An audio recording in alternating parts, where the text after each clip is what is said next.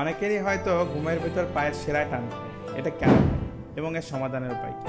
চলুন জেনে নিই। ঘুমের মধ্যে পায়ের শিরায় টান খাওয়া, যার বিশেষ নাম নাইট টাইম লেগ ক্র্যাম্প। এই সমস্যাটি বেশ কিছু কারণে হতে পারে। সাধারণত এটি ঘটে যখন পায়ের পেশি এবং শিরায় অতিরিক্ত টান পড়ে, বিশেষ করে যখন আপনি দীর্ঘ সময় একই অবস্থানে শোয়া অবস্থায় থাকেন। আমেরিকান ফ্যামিলি ফিজিশিয়ান 2013 সালে একটি গবেষণা প্রকাশ করে, যেখানে বলা হয় ডিহাইড্রেশন, নির্দিষ্ট পেশির অতিরিক্ত ব্যবহার এবং ইলেকট্রোলাইটের ভারসাম্যহীনতা ঘুমের মধ্যে পায়ের শিরায় টান খাওয়ার প্রধান কারণ হতে পারে। এছাড়া বয়স বাড়লে এই সমস্যা আরও বাড়তে পারে, কারণ বয়সের সাথে সাথে পেশির শক্তি কমে যায়। পায়ের শিরা টান খাওয়ার কারণ ডিহাইড্রেশন। শরীরে যখন পানি কম থাকে তখন পেশির কার্যকারিতা কমে যায় এবং শরীর সঠিকভাবে কাজ করতে পারে। এ কারণে রাতে ঘুমানোর সময় পায়ের টান লাগতে পারে। 2 নম্বরে যেটা আসে সেটা হলো ইলেকট্রোলাইটের ভারসাম্যহীনতা। শরীরের সঠিক কার্যক্রমের জন্য পটাশিয়াম, ক্যালসিয়াম, ম্যাগনেসিয়াম এবং সোডিয়াম দরকার। যখন এই ইলেকট্রোলাইটের মাত্রা কম থাকে তখন পেশির টান লাগার সম্ভাবনা বাড়ে। অনুশীলনের অভাব।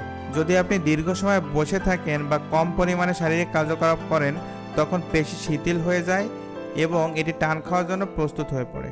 বয়স বাড়ার সাথে সাথে পেশি টান খাওয়ার প্রবণতা বাড়তে পারে। পায়ের শিরা টান খাওয়ার প্রতিকার: পানির অভ্যাস।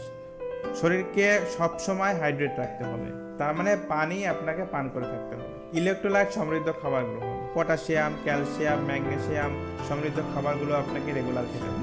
যেমন ধরুন কলা, দুধ, বাদাম, সবজি, এগুলো আপনাকে খেয়ে থাকতে হবে। হালকা ব্যায়াম করা, নিয়মিত হালকা ব্যায়ামের মাধ্যমে আপনার পায়ের টান খাওয়া কমাতে পারে। ঘুমের সময় পা উত্তোলন।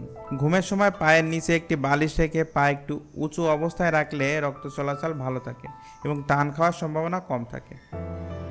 Magnesium supplement.